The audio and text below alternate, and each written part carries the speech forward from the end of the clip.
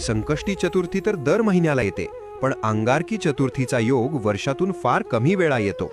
तुम्हाला माहिती आहे का, संकष्टीपेक्षा अंगारकी चतुर्थीला 21 पटीने जास्त महत्त्व का आहे? जेव्हा संकष्टी चतुर्थी मंगळवारी येते तेव्हाच तिला अंगारकी म्हटले जाते. याचे कारण पुराणात आहे.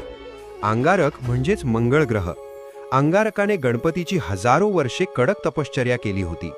त्याच्या भक्तीने प्रसन्न होऊन बाप्पाने त्याला वरदान दिले, आजपासून जो वार तुझा आहे म्हणजेच मंगळवार, त्या दिवशी जर चतुर्थी आली तर ती तुझ्या नावाने म्हणजेच अंगारकी म्हणून ओळखली जाईल.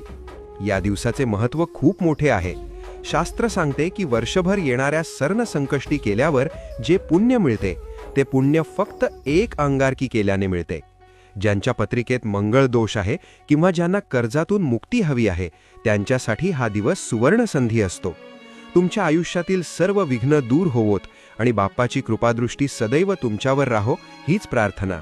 कमेंटमध्ये गणपती बाप्पा मोरया लिहून बाप्पाचे आशीर्वाद नक्की घ्या आणि अशाच सनातनी माहितीसाठी वेदयात्रा.in ला फॉलो करा. संकष्टी चतुर्थी तर दर महिन्याला येते, पण अंगारकी चतुर्थीचा योग वर्षातून फार कमी वेळा येतो. तुम्हाला माहिती आहे का,